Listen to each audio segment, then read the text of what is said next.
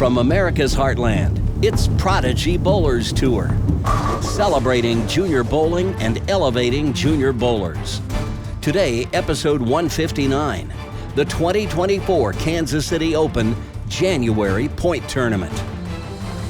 5 players have advanced to the TV finals, but only one can claim the title as the Division I champion. Here are our 5 finalists.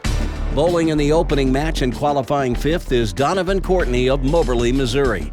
He'll face our 4th qualifier, Rhett Ryman of Kansas City, Kansas. The winner of that match will face the 3 seed, Landon Stoddard of Higginsville, Missouri. That winner will advance to face the 2 seed, Caden White of Lee Summit, Missouri. And the winner of that match will bowl for the championship against our tournament leader, Nolan Nash of Greenwood, Missouri.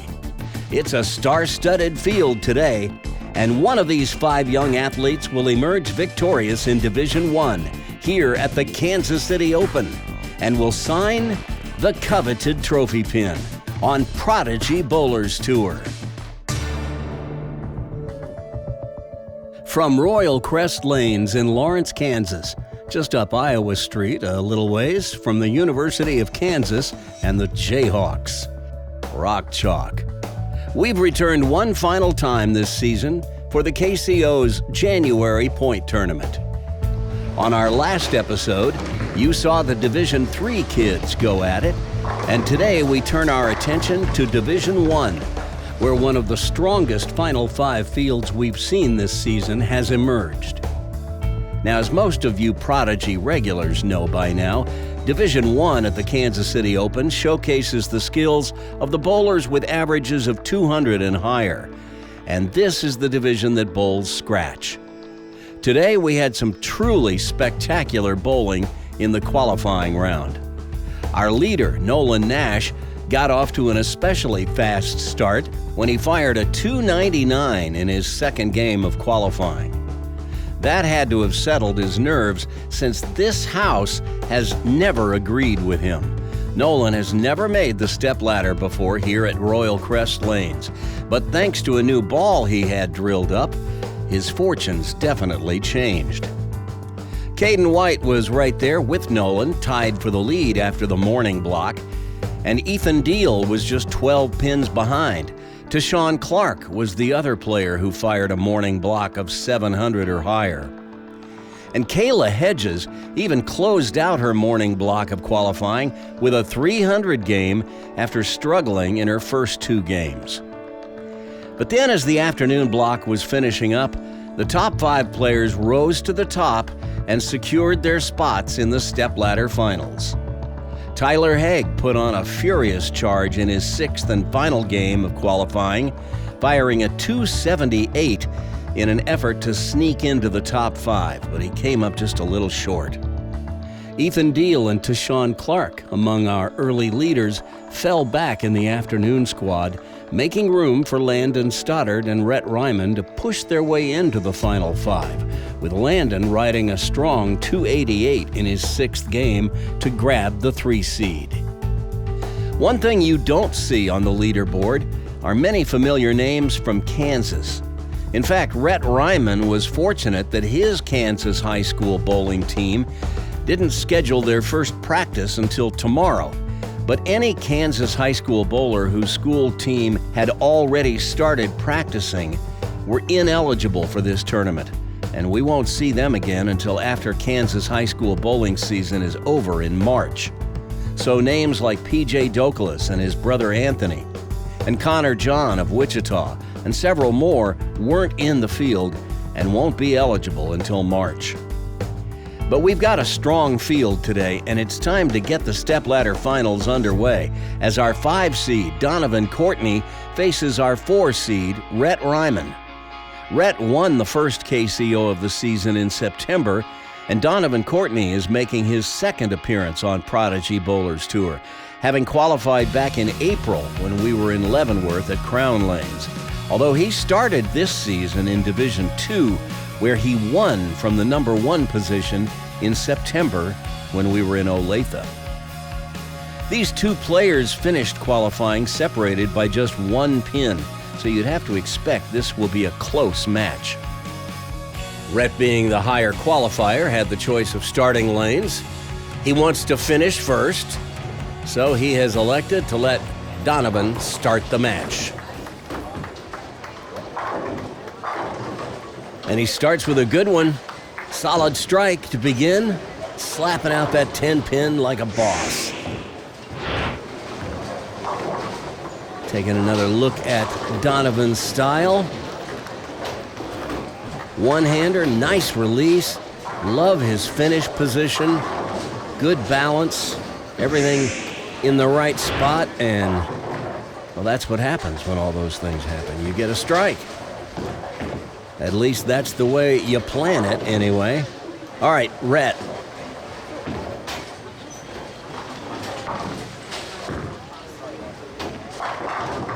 Oh, well now.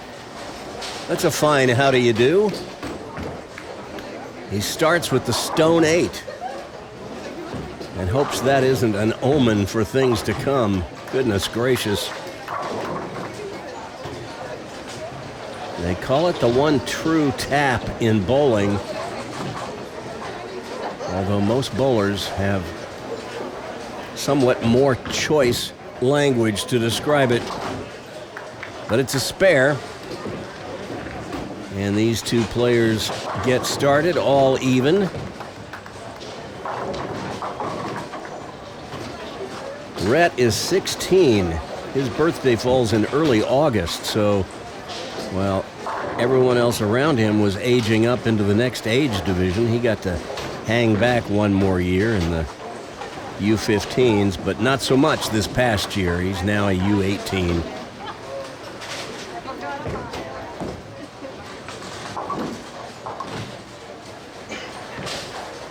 Taking his time.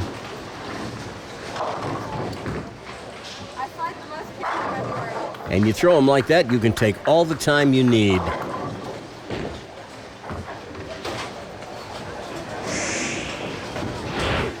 Take another look at that one from Rhett. Two-hander. Hops a little bit at the foul line, but can't throw it much better. All right, Donovan up on the right lane.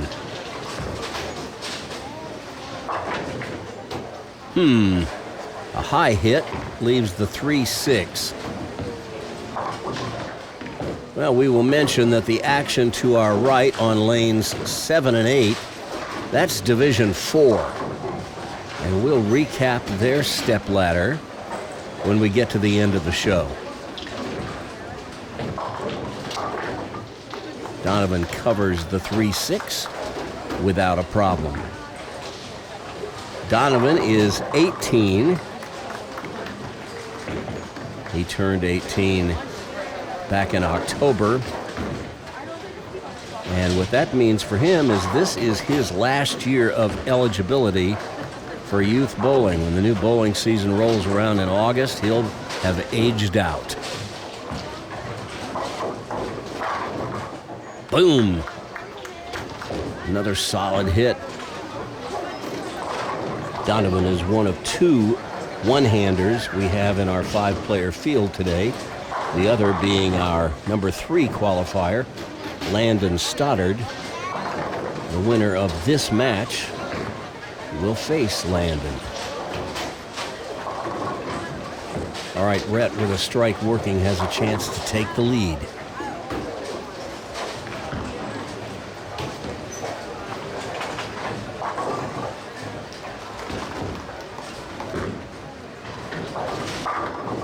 He slipped a little bit at the foul line. You could see him look down at the floor as the ball came off his hand. I don't think he's stuck. I think he slipped, and we'll watch it. We'll see it here. Watch his left foot at the foul line. Does a little dipsy-do there.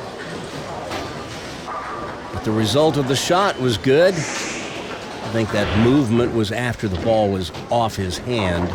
But that can be unsettling for a player if he doesn't have confidence in his footing on one or both of the approaches. So we'll keep an eye on that. But Rhett now with a 10-pin lead. But then he throws one out the window. That one way wide, too wide for the house shot to compensate for. And he leaves a very choppable spare, the 2-4-5-8. We call it the bucket. Here's how you make it. Put the ball in the 2-5 pocket. Let the ball drive through and get the back pin, the 8, and the 2 will get the 4. And Rhett going to the bag for something. Well, I'm not sure what that was about.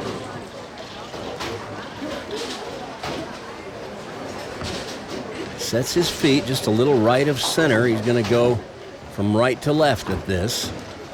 Got to be careful. Ooh. He just barely got it. Probably not quite the way he had planned on making it, but when they go down, you don't ask questions. The mind is already focused on the next shot. Oh, man, that was a good ball. Donovan not rewarded, gets 9 and a wiggle. But the 10 pin refuses to go down. So he will move to the left side of the approach and go cross lane at the 10. Oops. Well, that's an unforced error and one I would never expect Donovan to make, but it happens in this sport. Donovan started young. He started bowling at the age of 6. His first league at 7.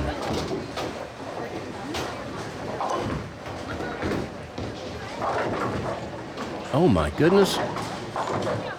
Well, that's about the only way you would ever see Donovan leave an 8-10. He throws way too much ball to ever leave it in the pocket, but a very unlucky break as he hits light and the shaker leaves an impossible split. And he does the sensible thing. He takes the count. But that's back-to-back opens. And Donovan has dug himself a bit of a hole. 29 pins in arrears as Rhett now up in the 5th frame.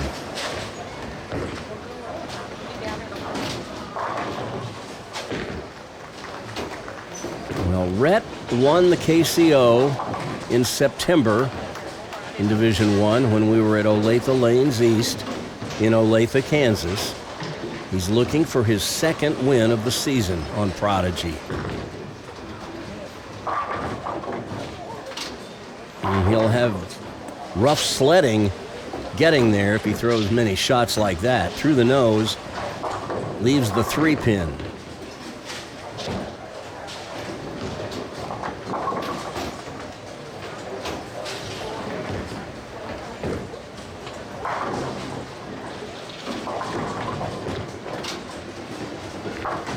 Throws that white spare ball to convert the 3.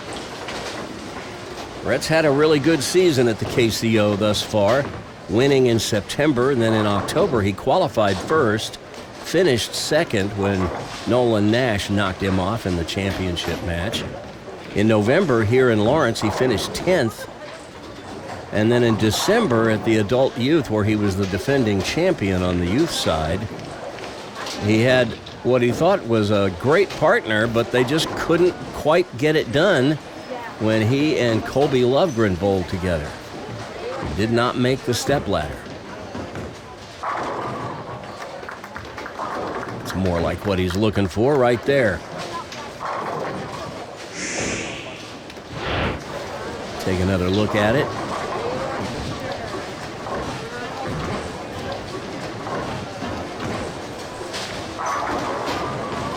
Down they go.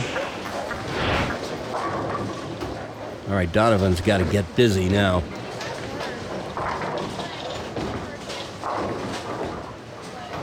Well, that ball is smooth off his hand, but he's just not quite lined up, I don't think. Each pair of lanes a little different. He bowled well enough to get into the top 5, but then you move to a different pair of lanes, maybe one you haven't bowled on yet today, and just can't quite figure it out. Oh my. Well, I've talked about it on Prodigy before. The 2-5, one of those spares that you watch the pros shoot at it, they will usually play it down the left side of the lane to cut down on that angle between the 2 and the 5. Donovan playing it down the right side of the lane, and that happens a little more often on that side. And another ring and 10, and he's just not having anything go his way. And you can tell by the look on his face that he is flummoxed. Watch this, right in the pocket, but the 3 is going to hit the 6 at such an angle that it sends the 6 around the 10 instead of into it.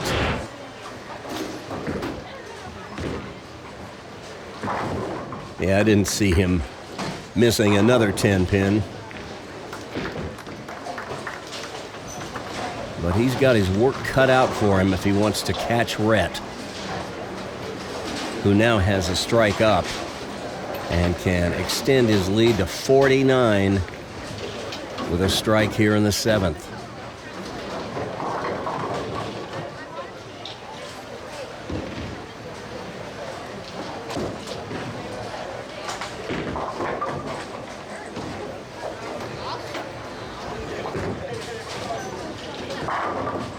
Crunch.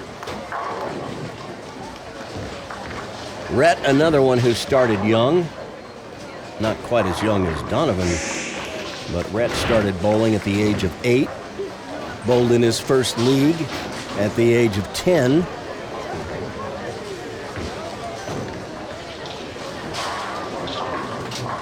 And I'll tell you what, whenever you see Rhett bowling in a tournament, just look around and you won't have to look long before you see his grandma Londa and his granddad Bill there rooting him on. And now he's just running away and hiding from Donovan.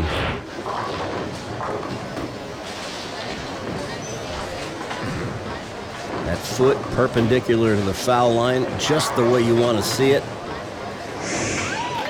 10 back.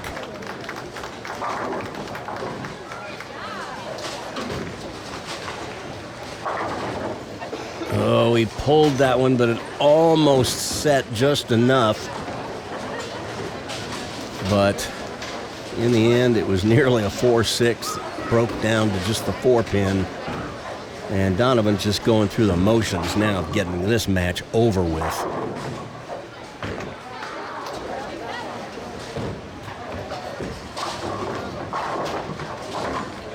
Those 3 open frames in the 4th, 5th, and 6th pretty much did him in.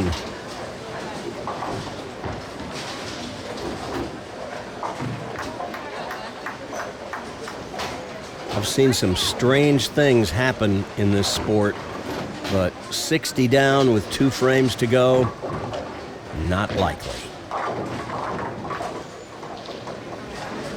Well, that's going to just about do it.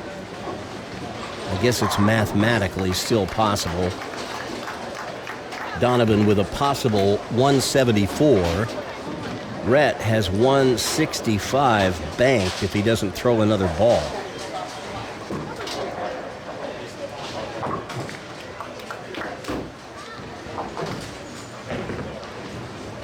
But all Donovan can really do now is sit down and start thinking about Leavenworth in February. And I think Rhett is going to put an end to it right here. 4 pins on this ball will shut out Donovan Courtney.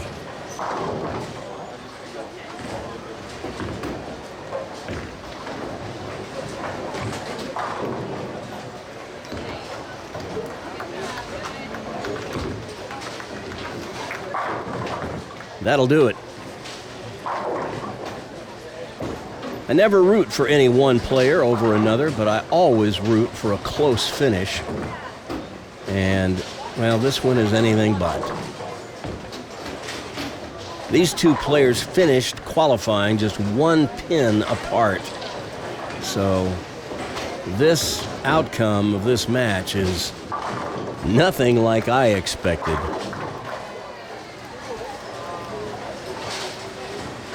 But Rhett Ryman is the one who is moving on to match 2.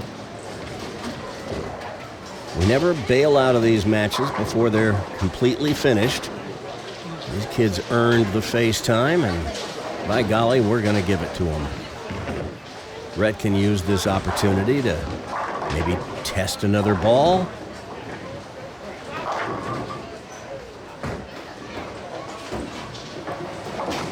Sometimes they'll test another ball, or they might try a different line on the lane. Once the match is put away,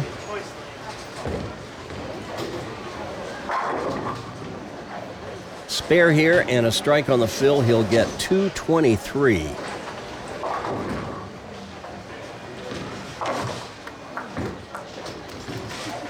Covers the 7 pin.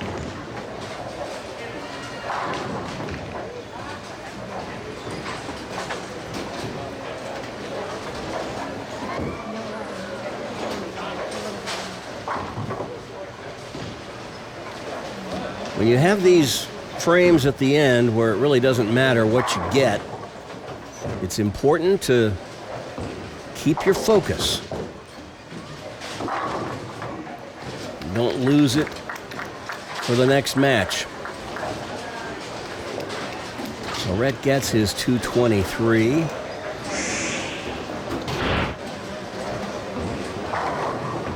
Here's that last ball that he threw. Big loft. Down to about 14 at the arrows, out to about 6 or 7 at the break point. And now Donovan finishing out. You almost could have predicted that. Match is out of the wood. Pins just seem to fall a little easier then. Maybe you're not squeezing the ball quite as much. The pins always know when you're squeezing it. Boy, he almost left a pocket 7-9.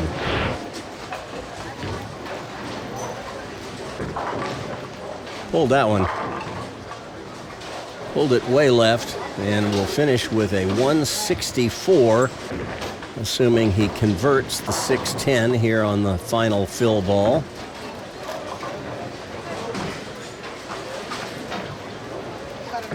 Certainly not the match Donovan had in mind. And he whiffs them both. Well, that's a little frustration setting in. But Donovan can go grab a Coke and snack bar because he's done. It's Rhett Ryman who's moving on to match 2 where he'll face Landon Stoddard.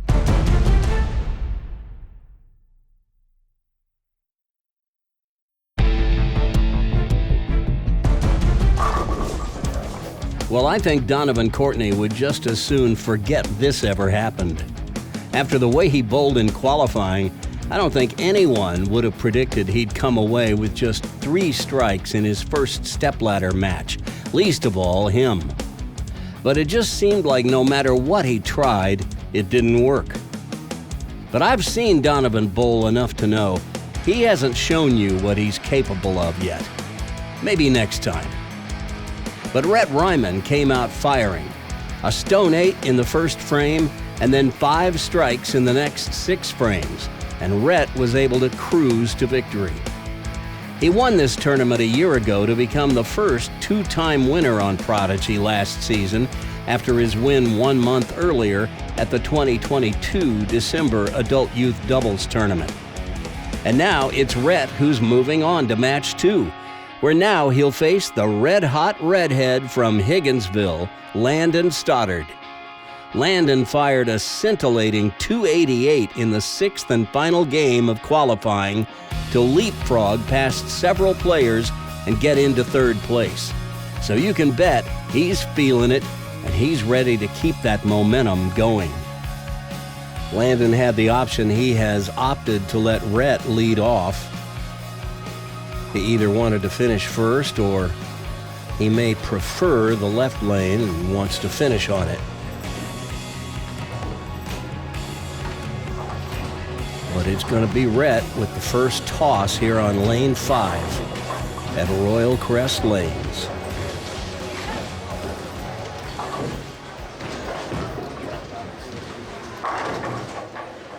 Oh, what a way to start.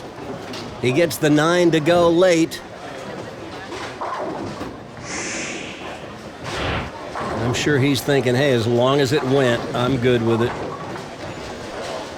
Watch this. Over the third arrow, out to about 8. It was a little high on the head pin, but got the action off the wall to take out the 9. All right, Landon Stoddard. Just turned 16 in October.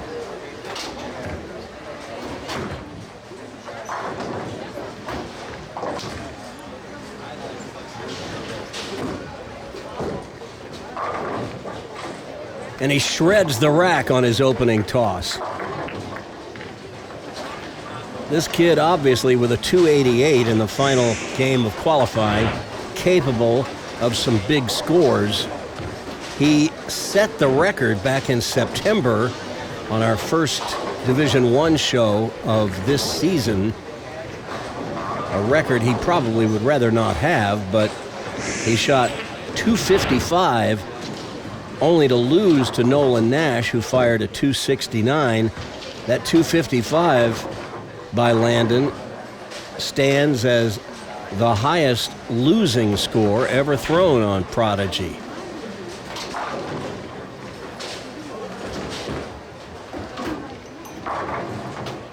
And he gets the 10 to go late with a little love tap. And you gotta love those. Watch this. Watch the 6 pin. The second one from the right. That 6 pin is gonna go lay down in the gutter and lean into the 10 and just gets it to go.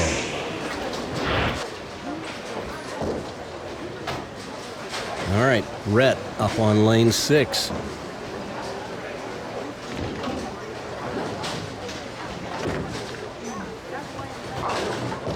Oh my. Well, he got that one way out there, way too far out there to recover. Here's how you make the 2-8-10. It's very rarely done, but it can be done. Throw that 2 pin into the wall, have it come back, knock the 10 into the 8. It's a trick shot.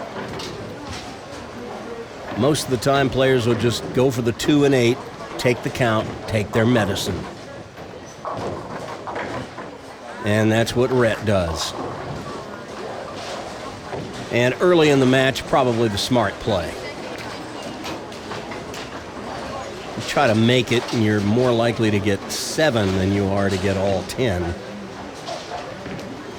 But that's an open frame. And Rhett surrenders to Landon a 22-pin lead. Certainly not what he wanted.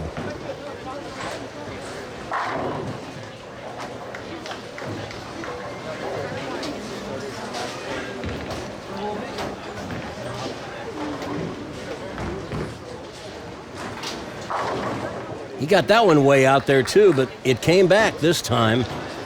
And he rips the rack. Watch it. It's going to hit very light in the pocket, but it sends everything over toward the 7 pin on the left side. That is pure power. Landon plays a somewhat different game. He doesn't have quite the same rev rate as the two-handers do. Plays more of a down and in shot, but it's much more controllable. That 288 game he threw today is his all-time high.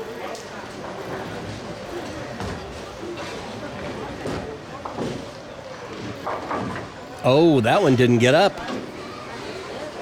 And now he's got the washout, the 1, 2, 4, 10. It can be made. Put the ball on the left side of the head pin. The ball will get the 2 and the 4. And if everything goes according to Hoyle, you'll knock that 1 pin into the 10. The one bad break you can get is sending that head pin around the 10.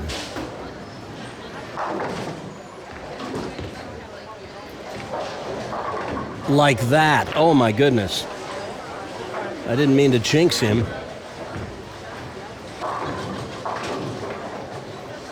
Well, it happens sometimes. But he still maintains a slight lead. Landon got started bowling because of an injury he suffered. And then he was told about bowling league from a friend, took it up, fell in love with it. And everybody I've talked to who knows this kid says he is just one of the nicest guys you would ever want to meet.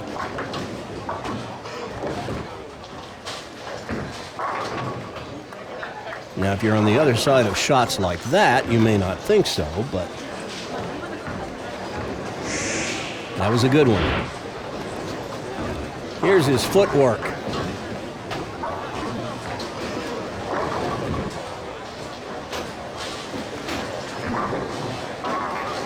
Pretty conventional.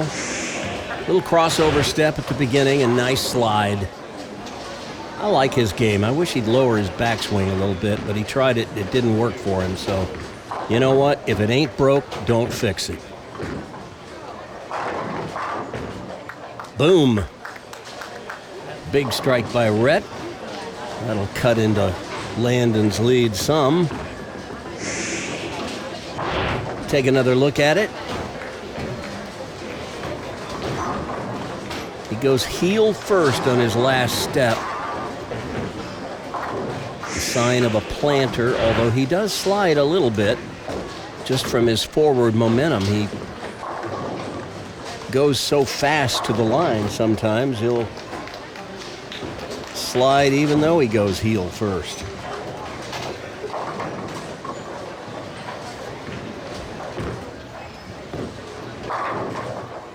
Best shot of the match. Solid in the hole, and Rhett takes a 14-pin lead. But Landon, with a strike working, can dig back into it.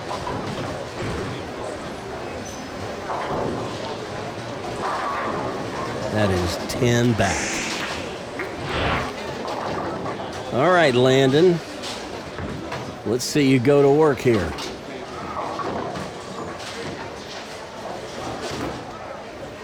Can cut the lead to 4 with a strike here.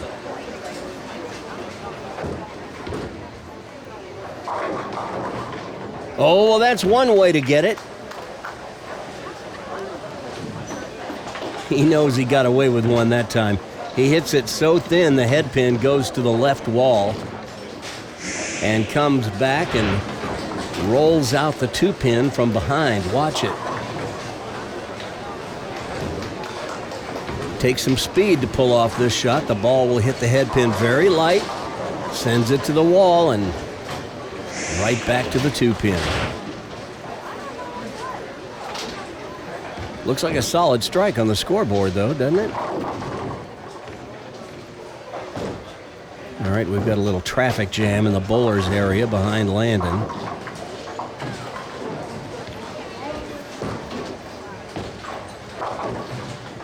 Oh, I don't think he could see those players in his periphery. It depends on how good his peripheral vision is. But those players who were walking by were heading down to the practice pair on 1 and 2. They're coming up in matches on the lanes off to our right. Landon leaves the 4-7.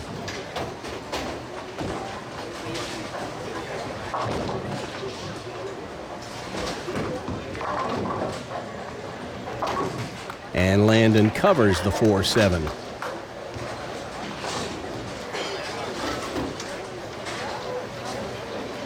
So there's 5 divisions in the KCO. Today we've got Division 1 here on 5 and 6, Division 4 on lanes 7 and 8. We'll recap their stepladder at the end of the show. Down on 9 and 10, 11 and 12, and 13 and 14, we've got other divisions. Bowling.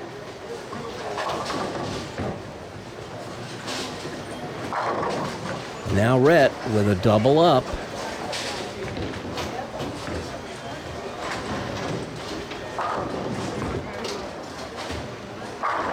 Extends his lead to 16 with another strike there in the 6th.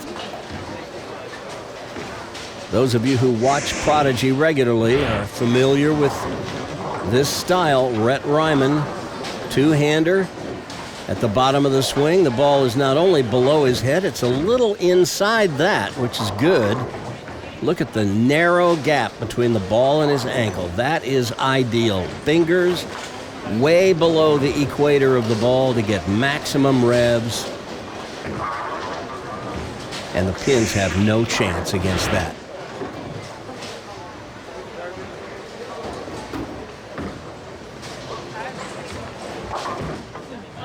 Oh my goodness. Well, Rhett threw that out to the weeds. We talk about there being out of bounds on some lanes. We're bowling on the house shots. You don't really have out of bounds like you do on some sport shots, but he threw that one a little too far even for the house shot to help him recover. Missing the head pin to the right. He leaves the washout. Here's how you make it. Landon almost got it a little while ago. And Rhett gets a little too much of the head pin. The result is the same, 9 out, an open frame, and all of a sudden we have an even match. How do you like them apples? Well, I suspect Landon likes them just fine.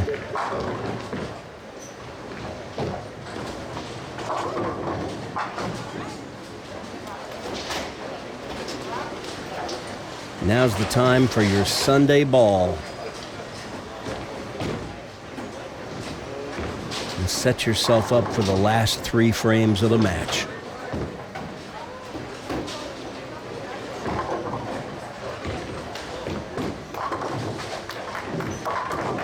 Oh no! Landon through the nose, leaving the 4-6 split. Well, we know it can be made, because we've seen it made on Prodigy Bowlers Tour. Here's how you do it. Put the ball way over on the very outside of the 6 pin and hope for a miracle like what Antonio Miranda got at the Prodigy TOC over the summer. It's the only time I've ever seen it made that way.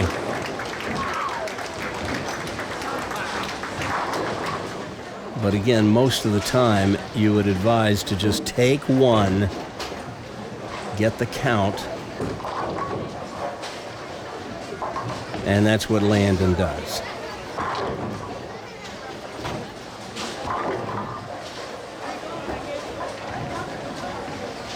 But it's suddenly a 13-pin deficit.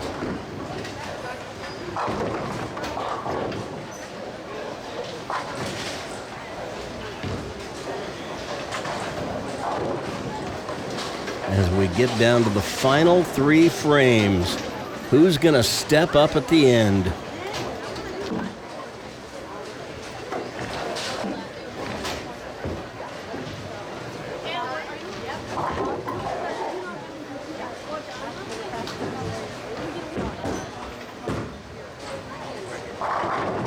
Oh, he kicks out the 8 and the 10. It looked like it was kind of in that half pocket. He threw it so hard, I wasn't sure it was going to drive through the pins enough to carry, but it did.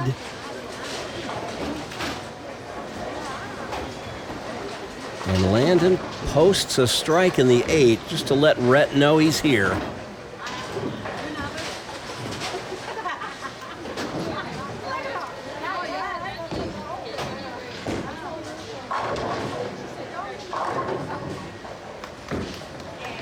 Rhett coming off an open as well.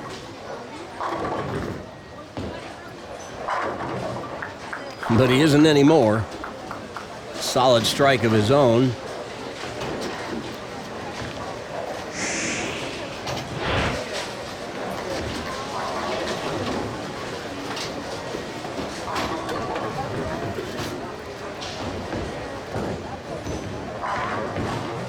Looks just as good the second time.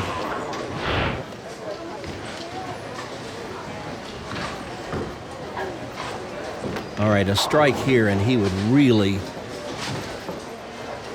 put the pressure on Landon.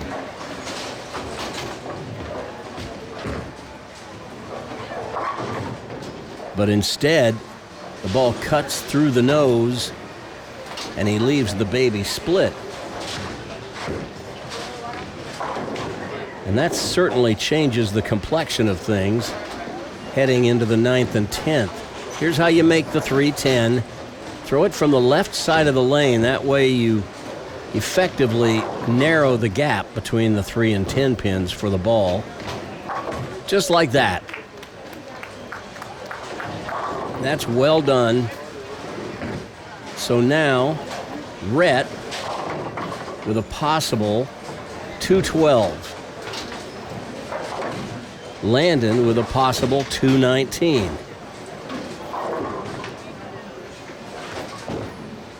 So if Landon can throw a strike here in the 9th, 10th, and 11th, he would then need just 4 pins on his fill ball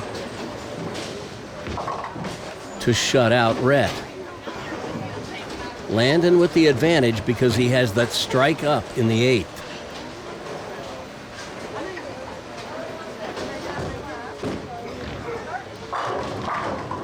Big time and clutch.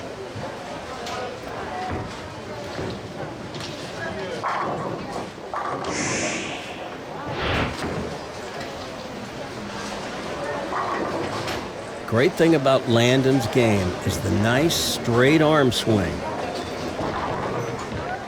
It is on plane the whole way, right in the direction of his launch angle. That's what you look for.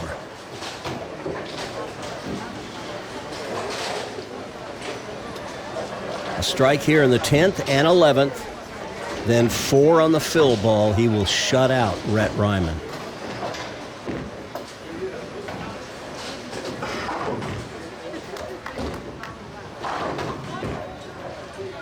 Pulled it. Uh-oh. Well, he breaks down the split at least. He needed that strike to take the lead. If he'd gotten that strike, he would have at least forced Rhett to double in the 10th. But now he needs this spare to force Rhett to mark in the 10th.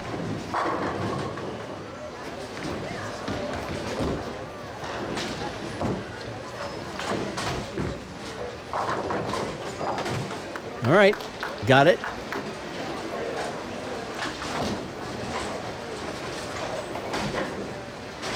If he strikes here, he'll finish with 198. That would force Rhett to fill 17 in the 10th. And when you're talking filling 17 in the 10th, now you're talking you leave another washout like you did in the 7th frame, and it's curtains.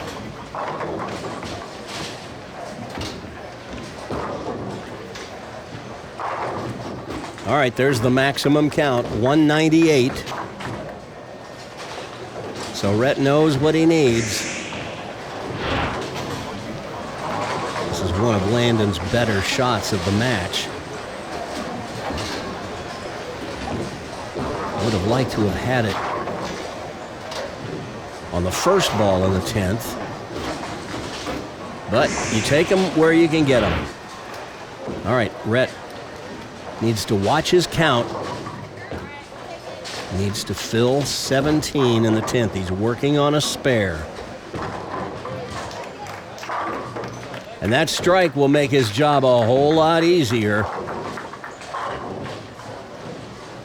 Because now he needs 7 pins in the next 2 balls he throws. So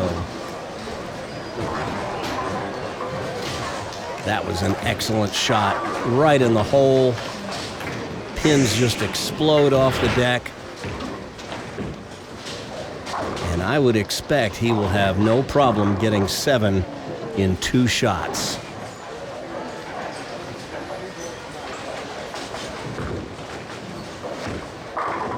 It only takes him 1. So Rhett Ryman wins match 2 over Landon Stoddard. Here's the shutout ball once again. It comes straight up the back of the ball. That's what you want.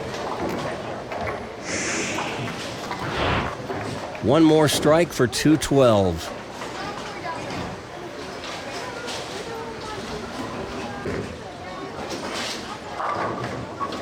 Message delivered by that messenger.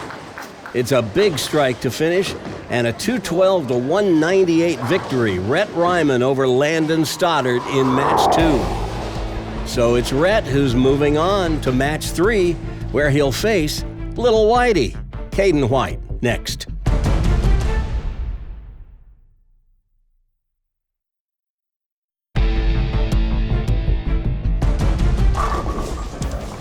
Landon Stoddard bowled a pretty good match, save for a couple of mistakes, the washout in the 3rd and the split in the 7th. But even with that, he still had a chance to shut out Rhett with a double in the 10th. When the first strike failed to go, it left Rhett with a clear path to winning the match. He still had to mark and get good count, and he cleared that hurdle. So it's Rhett Ryman who's moving on to face the 2 seed, Caden White. 13 months ago, Rhett won the December Adult Youth Doubles Tournament with his adult partner. And then he won the January Point Tournament to become the season's first 2-time winner. Now it's Caden White who's in that same situation. Caden and his adult partner won last month's December Adult Youth Doubles Tournament, and today he's hoping to become the season's first 2-time winner. The winner of this match will bowl for the title against Nolan Nash, who also has a win to his credit this season.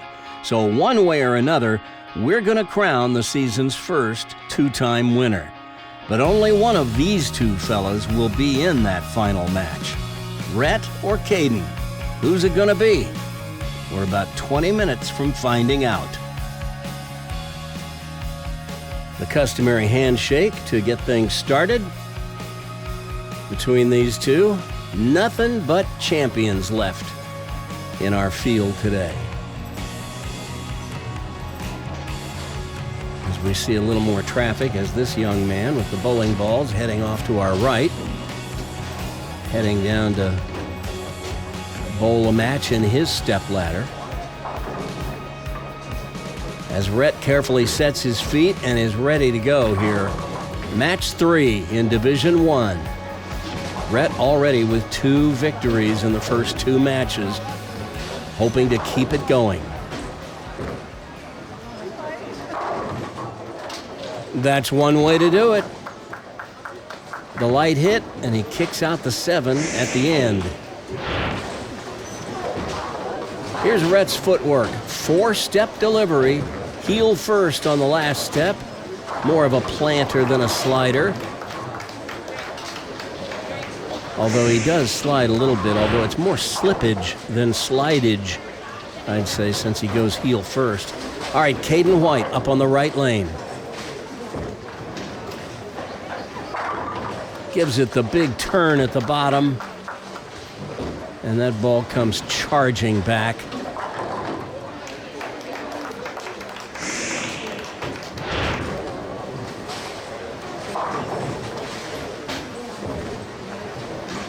Fingers way below the equator. That's why he gets so much power.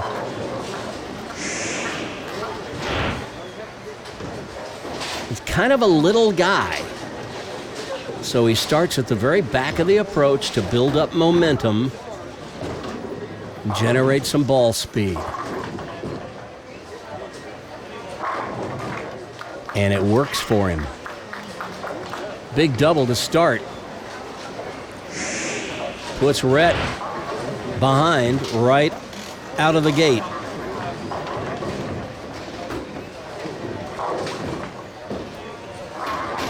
Caden in perfect balance when he lets it go. And he can do that. He's usually pretty dangerous with a bowling ball in his hand. All right, Rhett with a chance to strike in the second and get this match back to even. Oh my goodness. Better move, 10-pin. We're coming through. Watch this messenger. Watch the head pin, the one in front. It'll go to the left wall and then just accelerate coming back across the lane. Wipes out the 10. We call it the messenger or the scout. You can call it anything you want. It's a strike.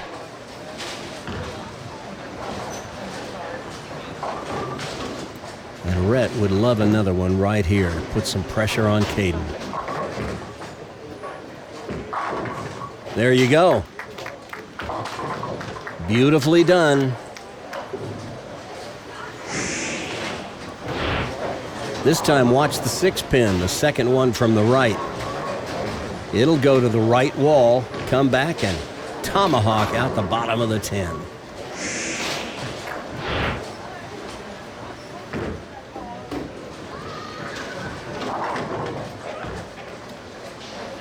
All right, 5 shots, 5 strikes. Who's going to be the first to crack? Caden says, not me. Not yet, anyway. We're seeing some really good bowling here already in this match.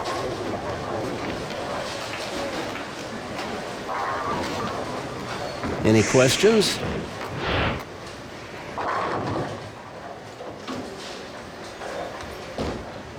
This is more like the action I was expecting today.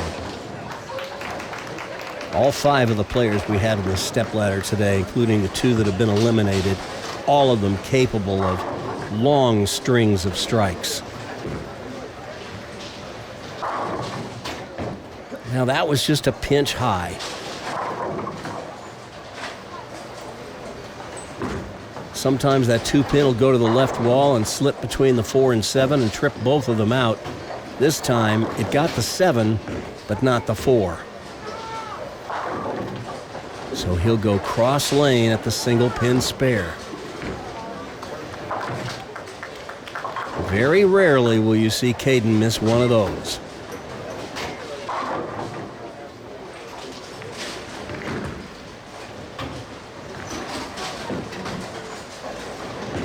So Rhett now moves back over to lane 6. This young man has 3 300 games to his credit and a 797 for his high series. Highlight of his bowling life, he says, is when he shot one of those 300s in a high school bowling meet. Oh! He got that same hit earlier in the match against Landon Stoddard. He started with one of those.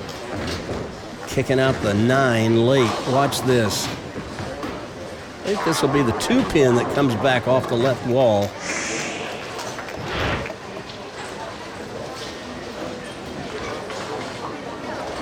Four-bagger to start.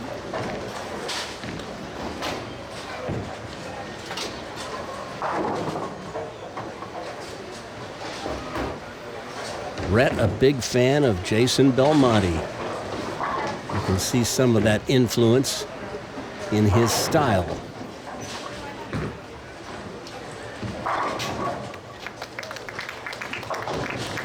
Well now, 5 balls, 5 strikes by Rhett this match.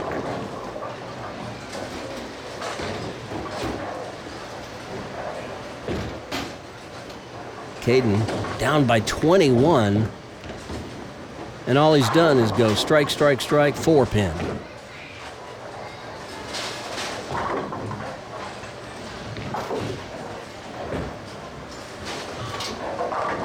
Gives that one a little more room, and it had plenty of power to come back and shred the rack.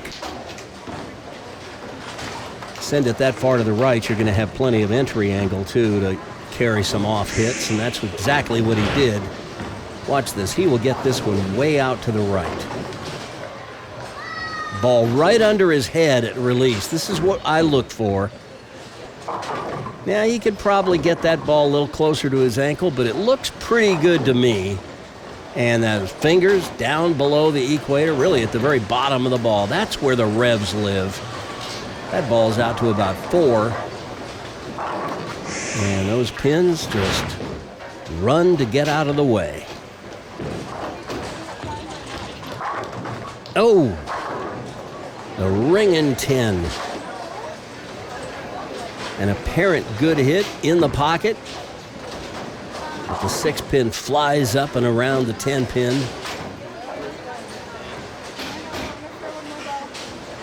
Caden very good at these. He'll go cross lane with his spare ball. And covers it. So Rhett Ryman, 5 frames, 5 pocket hits, 5 strikes. Caden, 6 frames, 6 pocket hits, 4 strikes.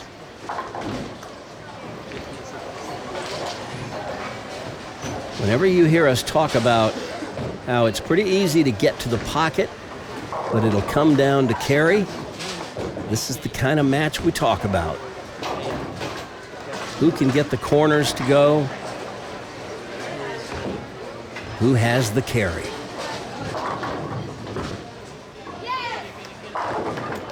Oh my goodness. Not only does Rhett have the carry, he seems to have the magic.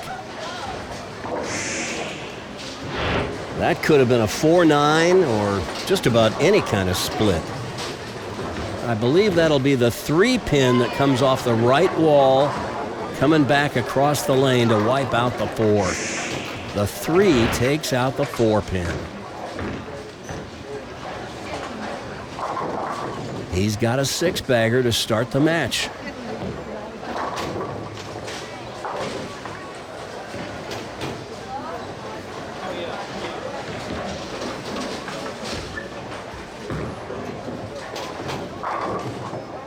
Oh, that half pocket hit just won't go. I think he may have thrown it a little too hard. Take a little speed off that, and it'll finish. And drive through the pins might have carried that hit. But he's got one he'll have to shoot at. This young man who says he wants to be a structural engineer when he grows up. Or maybe a pro bowler. Why not both? It'd make a good story. By day, he puts up buildings. By night, he knocks down pins. Proving yet again that when Rhett throws the bowling ball, the pins are standing on an unsound foundation. Hey, a guy can dream, can't he? All right, Caden, up on the right lane, trailing by 30. He's got to get busy. Right here, right now. Oh, man, he sent that all the way to Jackson County and brought it back. Caden with a big strike on the right lane, but now he's got to figure out a way to get a double on the left lane. This is a good one. Not much doubt about it. Boom. Just tears through the rack. Caden trailing by 30. But he has a possible 259. Rhett is going at a 249 pace. So this is still anybody's match. No, this time the 4 won't go. Another pocket hit. He's had 8 balls in the pocket. But so far he's only been rewarded with 5 strikes.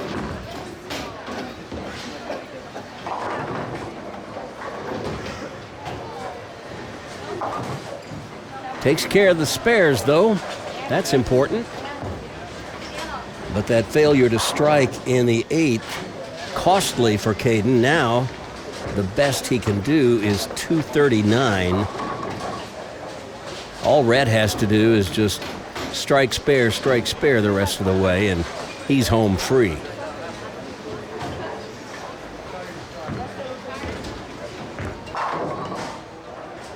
But nothing is guaranteed in this sport.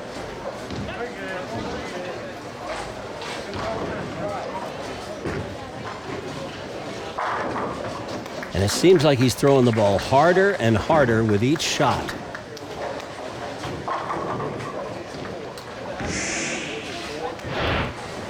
The times I have watched Rhett bowl, that seems to be his MO. When the lanes break down, he may move left.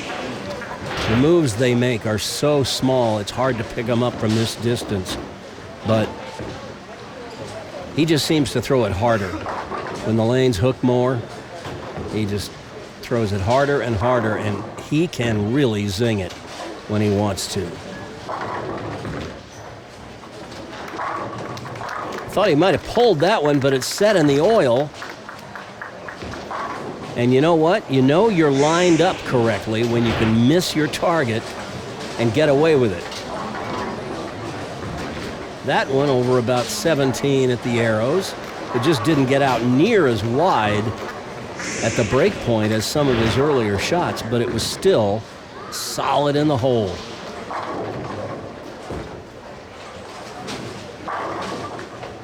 Another big-time strike for Caden, but he is 40 pins behind heading into the 10th frame, and it just looks like it's not in the cards for him this match. Can't throw it any better than this. He's thrown it really well all match.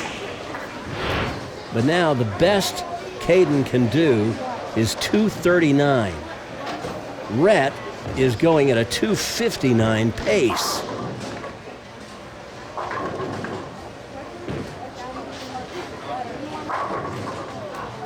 And that week 10 is going to signal just about the end of the road in this match for Caden. Boy, he bowled well. It's like no good shot goes unpunished.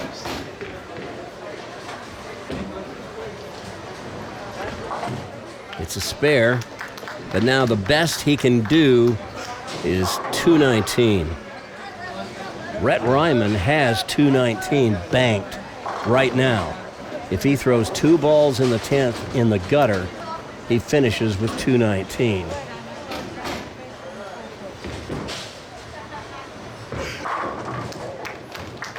So that's what he has to avoid doing. Rhett Ryman needs to keep it on the lane, stay behind the foul line, and he will be bowling Nolan Nash for the championship. And I know Caden is disappointed. He couldn't have bowled much better. But look at this, the 4th, 6th, 8th, and 10th frames, Caden just got bamboozled by lane 5.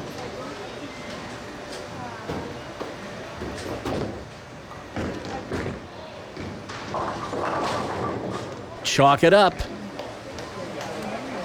It's going to be Rhett and Nolan bowling for the title. Again, we've seen this already twice this season.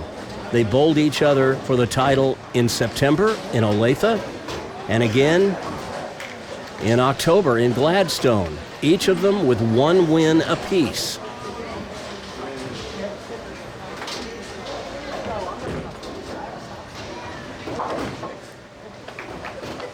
That's a spare, and that's going to put Rhett in the 250s.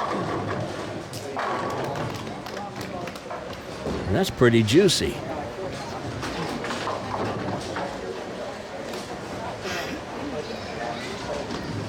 And Caden's sitting there thinking to himself, I don't know what I could have done any differently. I don't either, Caden.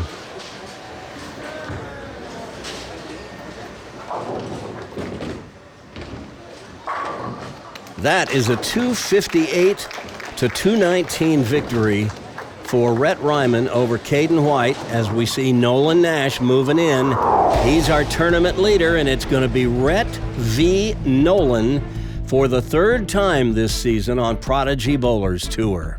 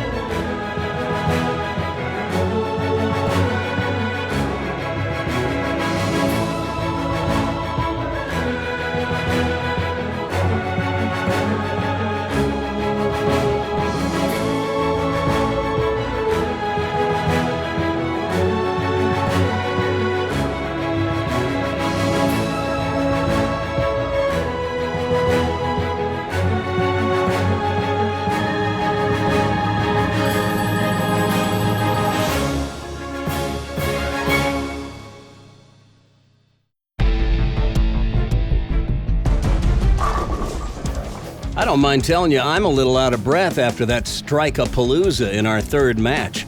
Caden White threw every ball in the pocket, but found himself playing highway patrol on the left lane in frames 4, 6, 8, and 10. What's highway patrol, you ask? That's where you keep leaving the 10 and 4 pins. You know, 10-4, good buddy. I'd say 219 was about the least Caden could have possibly gotten out of that game. But sometimes that happens in bowling. Meanwhile, Rhett's carry percentage was off the chart with 8 strikes in the first 9 frames. Here's a fun fact. Both players struck every time they were up on the right lane, right up until Rhett left that 10-pin in the 10th. So, it's Rhett Ryman who, with 3 matches won thus far, is the one who will bowl for the championship against our tournament leader, Nolan Nash. The last time Nolan appeared on Prodigy Bowlers Tour, he won all 4 matches to climb the stepladder in Gladstone back in October. And in the process, he set the all-time Prodigy scoring record for 3 and for 4 games. Rhett would need a 300 in the championship match to beat Nolan's 4-game Prodigy record score of 992 by a single pin. That's a lot to ask for, but one of these 2 young gentlemen is going to become the first 2-time winner on Prodigy this season. Rhett won the season opener in September, and then of course Nolan won in October when he had that record day in Gladstone. Either way, expect the sparks to fly anytime these 2 go at it on the lanes. Strap in. This ought to be a good one. Nolan has elected to go ahead and lead off. I think he wants to finish last so that he knows what he needs.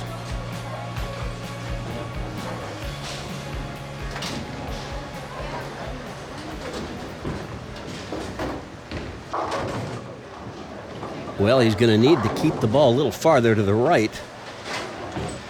That one hooks sharply through the nose and nearly had the 3-6-10, broke it up. Leaves just the 3. So a bit of a break there.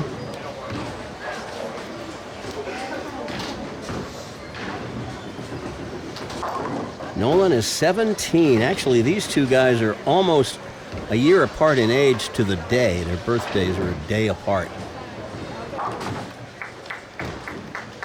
A spare to begin for Nolan. Both of these guys, their birthday is in early August, so Nolan will actually turn 18 later this year, but because his birthday doesn't come until after August 1st, he actually could bowl youth bowling another year if he wants to. Rhett just threw that ball down at that pin because the reset button doesn't work, so that didn't count. That was just a throwaway toss, just to cycle the machine.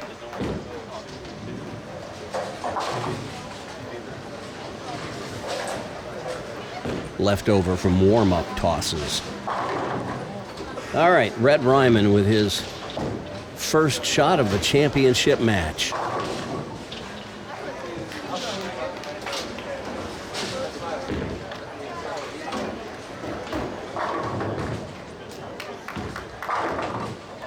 And he powers them off the lane.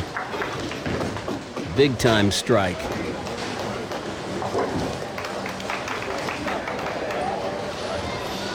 Rhett has won a bunch of KCOs, a couple of HOAs. That's the Heart of America, another outfit that runs youth bowling tournaments in the Kansas City area. He won the Pepsi and the Salute to Veterans tournament. So he knows his way to the winner's circle.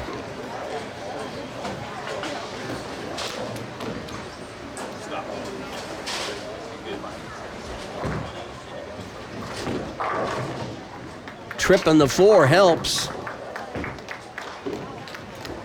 So Rhett with a double out of the gate. Watch the 2-pin, the third one from the left. It'll go to the left wall and kick out the 4 and the 7 in the classic trip 4. All right, Nolan once again, this time on the right lane.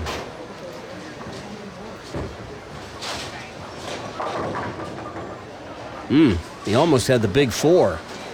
Once again, having a hard time keeping the ball off the nose. Broke it down to just the 10 pin. You'd have to count that as very fortunate.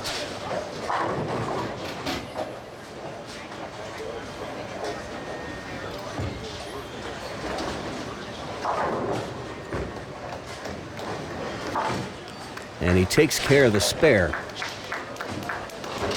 Well, the action to our right, I've mentioned this a time or two before, on 7 and 8, that is Division 4. And when we get to the end of the show, we'll tell you how their stepladder played out.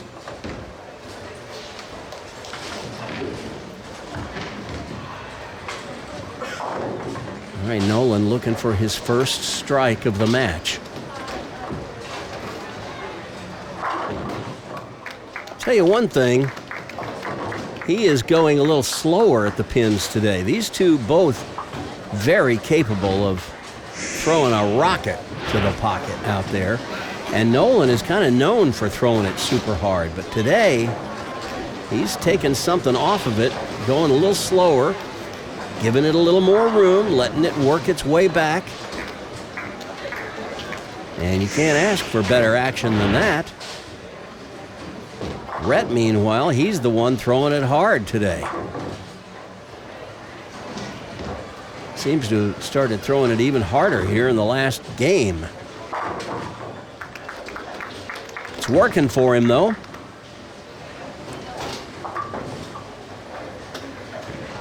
Take another look at that shot by Rhett. Four-step approach. Both of these guys really good at keeping their elbow in close to their body through the swing.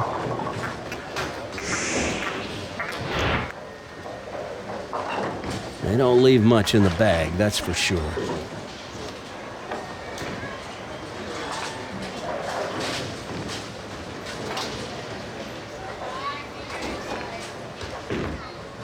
Rhett opening with a turkey.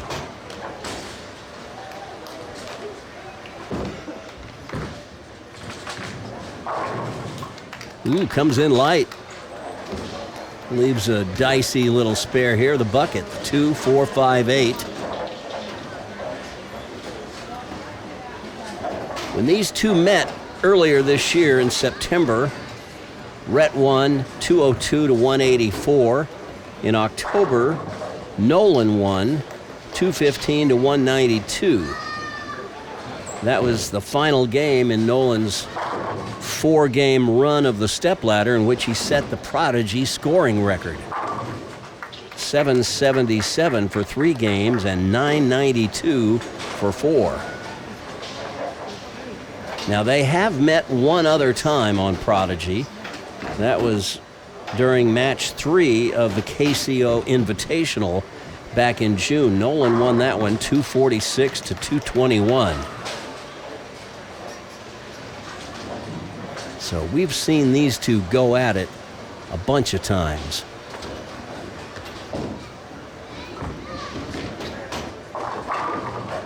Nolan in perfect balance at the foul line, his head nice and steady through the release. Just a very well-coached, disciplined player. Very short approach. He's a tall kid, too. Ball right under his head, or actually a little inside that, which, as I've mentioned before, is even better. Look where his hand is, way at the bottom of the ball. That's where all the power is. He's close to the ankle. Hand behind the ball. That palm will go straight through the ball, not around it. Can't do it any better than that. He can take the lead with a strike here in the 5th. How about it? So both players with a turkey now, and it's Nolan who has moved out ahead. He'll step in front of this shot, and we won't quite see it, but that 6-pin is going to slap out the 10. Gotta love it. All right, Rhett needs a double to move out ahead again.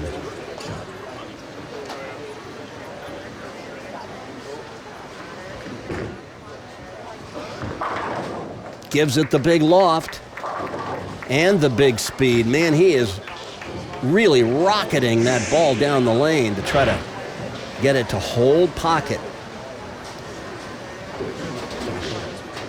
The loft as well gets it to scoot down the lane a little farther before it begins to make its move. He may have to move here pretty soon. He's throwing it about as hard as he can, and that almost went a little too high.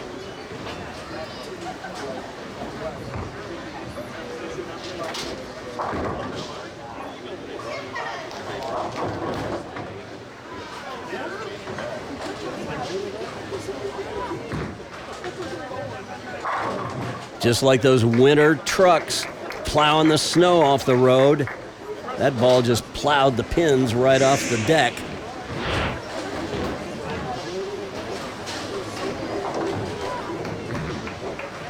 Over about 16, out to about 7. And I don't know how you draw it up any better than that. Rhett takes the lead right back with that strike. Now Nolan can regain it with one of his own. Oh boy, here we go. I told you to strap in. Nolan back out ahead by 3. Watch that one again. 4-step approach. Man, he's in good position at release. Perfect balance. I don't think there was much doubt about that one. Nolan back out ahead by 3. Can extend it to 13 with a strike here in the 7th. Wow. Those first 2 frames, he couldn't keep the ball off the nose. But ever since, he has been rock solid. There's his footwork. He's a planter, not a slider. They're both playing a pretty similar angle. It's all going to come down to execution.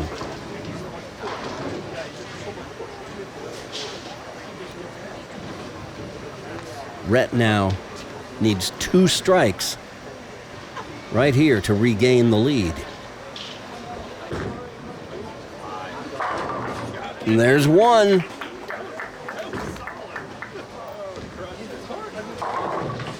Are we having fun yet?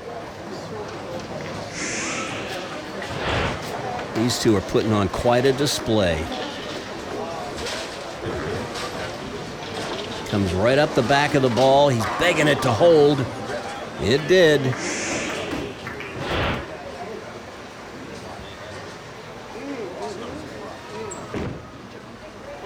It is fun to watch players who are in dead stroke. And I'll tell you something else. When you are the player who's in dead stroke, bowling doesn't get any more fun than that.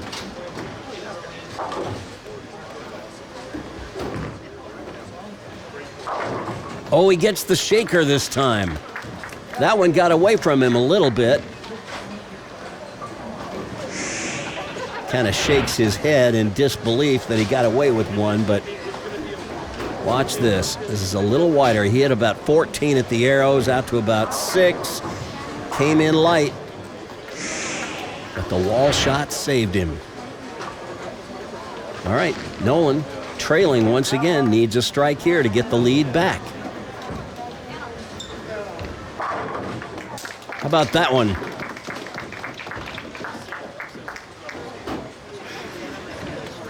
Well, it's crazy that somebody has to lose this match. They're both bowling about as well as you could hope for.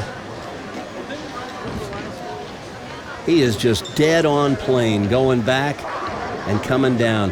One thing I see a lot with two-handers who are just starting out is their swing does not maintain a straight swing plane in the direction of their launch angle. That is a key to Nolan's game. It's why he's so consistent. Wow.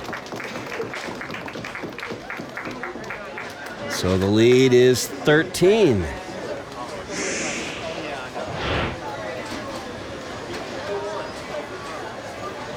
Watch it again.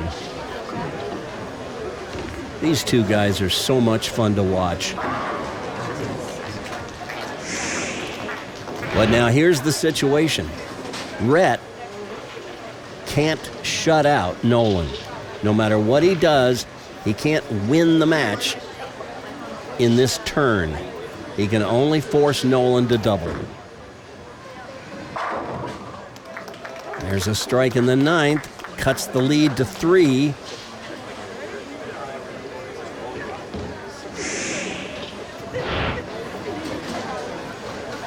Watch it again.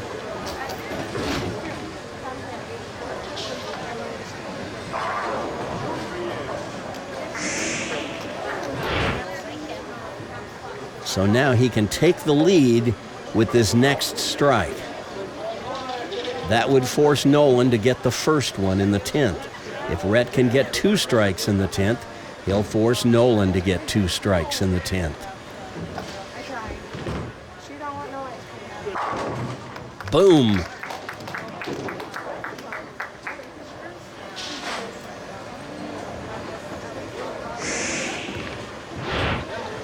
This is heart-pounding action.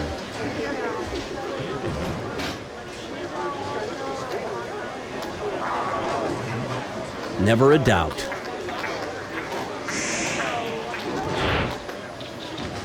Rhett has the lead by 7.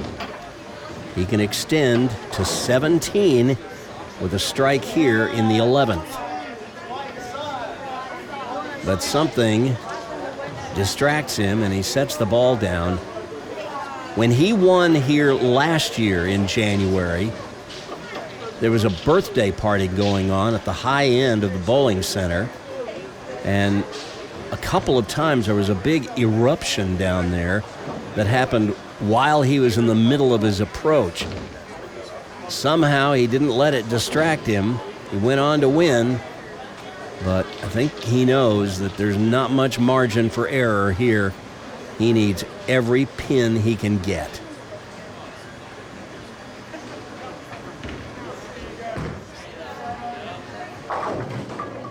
Oh, he gets the trip 4-7. That could prove huge.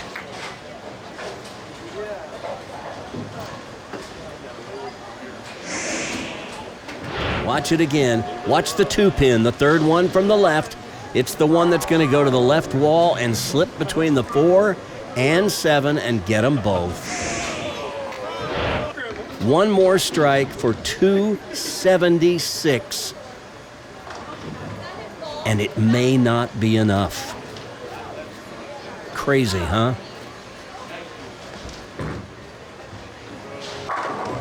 .276. 11 strikes. You think he might like to have that first ball in the 4th frame back? Here's the fill ball. That one over about 17. Great game, 276. But now, will it be enough? Nolan needs a strike on the first 2 balls in the 10th and 8 on his fill ball to win the match by 1 pin. There's the first one. Well, that gets him in the 260s. Watch it again. Just beautiful form. Just dead on plane. Good balance. Great extension through the shot with his follow-through. But it all comes down to this. He needs a strike on this ball. And I'll bet he can probably get 8 on the fill ball if he gets this strike. But he must strike here. Oh! It's a 4-pin that stops him. And Rhett Ryman successfully defends his title at the KCO January Point Tournament at Royal Crest Lanes here in Lawrence. Wow, what a match. We almost had a 270 268 to 276 match. As it is, it's still going to be 276 to 268. And even Nolan has to applaud that. He can't feel too bad about losing that match. You shoot 268 and the other guy beats you, all you can do is tip your cap and congratulate him. Tell you what, that might have been the greatest match we've ever had on Prodigy Bowlers Tour.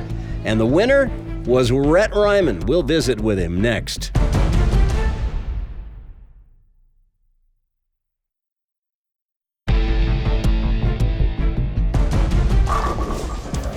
Every once in a while on Prodigy Bowlers Tour, we have something happen that's so special, we know immediately that it'll be remembered as one of the all-time moments on the show. And that championship match is definitely one of them.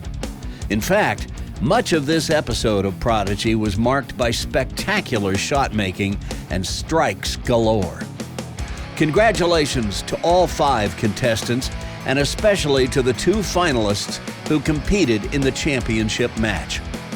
Between the 2 of them, there were 19 strikes in all, 8 of them by the runner-up, Nolan Nash, who set a Prodigy record by shooting the highest losing score ever on the show, 268, a record previously set in September by Landon Stoddard when he fired a 255, only to lose to Nolan Nash, who shot 269.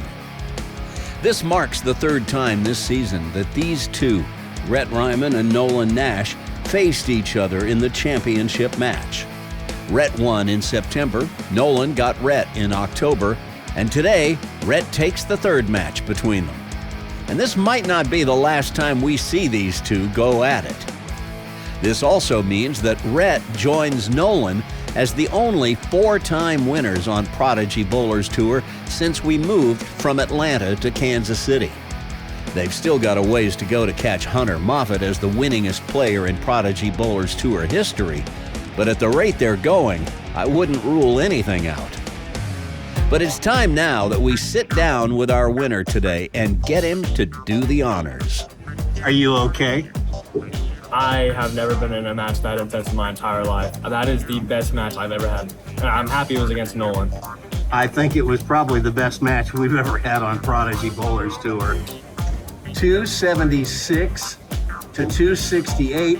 You shot that 276 and could have lost. I could have. I was running through the whole match, just thinking that, he was throwing an amazing ball. I've seen him throw pretty smooth, but he's usually a harder thrower, but today he was very smooth. It looked really, really good, and I'm surprised it left that forfeit. Well, it was in this bowling center 1 year ago that you not only had to fight off Antonio Miranda, but you had to fight off the distraction of a birthday party erupting on the high end of the bowling center while you were on the approach. Yeah, it was almost like it again today, almost. Not as bad, but it is still pretty loud down there. I don't know what's going on. To become the first 2-time winner of the season on Prodigy, and you've done it again today. Congratulations. Thank you. How did you do it? You just barely got in. You were the 4 or the 5? I was the 4, yeah, by 1 pin.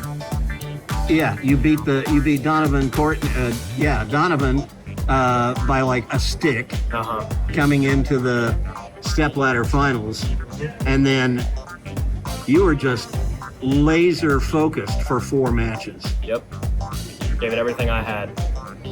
You think you'll sleep well tonight?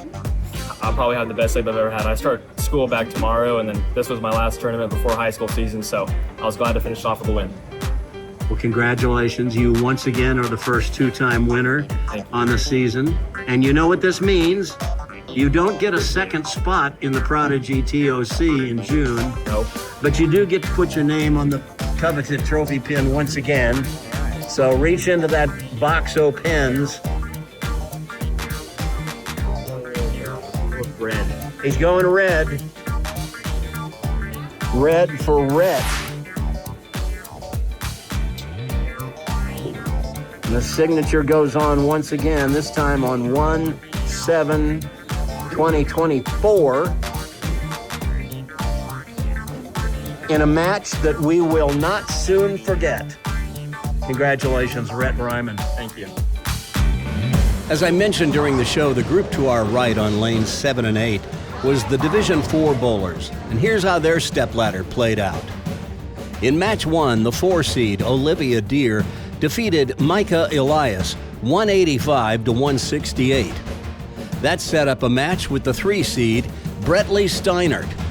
Brettley caught my eye during qualifying, and I commented to him that with the rev rate he's got, he's going to be a handful if he ever learns to control his direction a little. Well, he learned quickly enough because he fired a 231 at Olivia Deere in match 2. Then in match 3, Brettley defeated the 2 seed Ellie Blyenberg. And in the championship match, he knocked off tournament leader Annalise Keeler, who bowled her heart out in qualifying and told me the one person she didn't want to have to bowl was Brettley. But the funny thing about sports is, if you have one fear, sooner or later, you're going to surely have to face it down if you ever want to win. Anna will fare better next time. But today was Brettley's day, and he took the title from Anna 208 to 174. So congratulations to Brettley Steinert for winning the KCO championship in Division 4. On our last episode of Prodigy Bowlers Tour, you saw left-hander Peyton Tryon win the Division 3 crown. And we told you about how Drake Frederick won Division 5 and Brett Stockwell took Division 2. So congratulations to all 5 winners at the 2024 Kansas City Open January Point Tournament.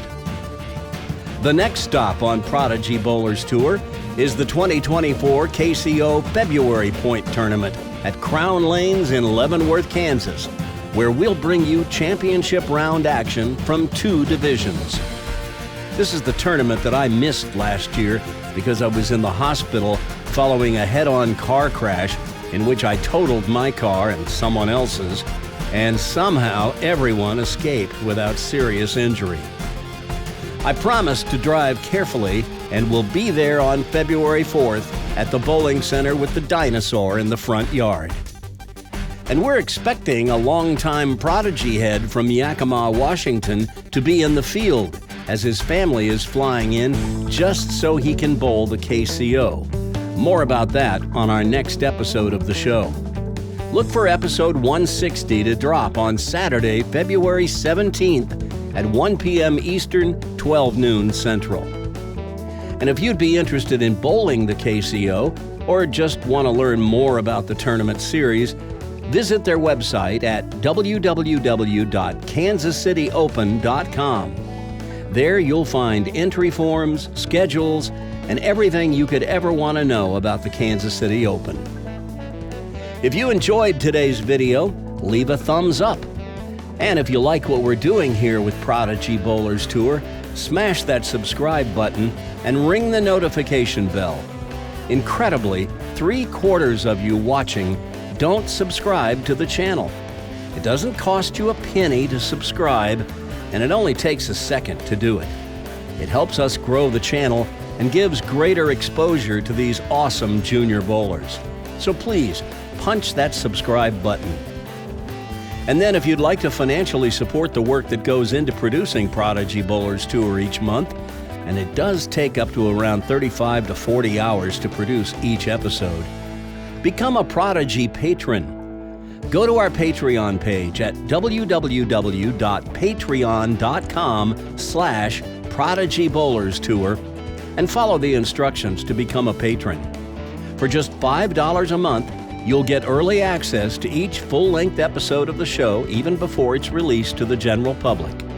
And for just $10 a month, you'll not only get early access, but you'll see your name in the show's closing credits as an executive producer, just like the big shots in Hollywood do when they fund the making of a motion picture.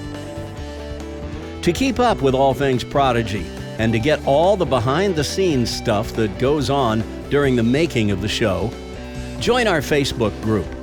From any page on Facebook, type into the search bar Prodigy Bowlers Tour and hit enter. That'll take you to a page where you can submit a request to join the Prodigy group. But remember to read the instructions because they'll tell you to answer the 3 screening questions. If you fail to do so, your request to join the group will be declined. The questions are easy, and there are no right or wrong answers. They're just there to make sure you're a real human with an interest in our sport and not a spam bot or some troll. So answer the screening questions and you'll be approved. Well, that's a wrap from the 2024 KCO January Point Tournament at Royal Crest Lanes in Lawrence, Kansas. We want to thank our hosts for being so hospitable. And as always, I want to thank the Kansas City Open for allowing me to bring you the thrilling championship round action. So, until next time in Leavenworth, Kansas at the February KCO, this is Coach Randy, hoping you're staying warm wherever you are, and reminding you to stay behind the foul line and to keep kicking out the corner pins, not the ball return.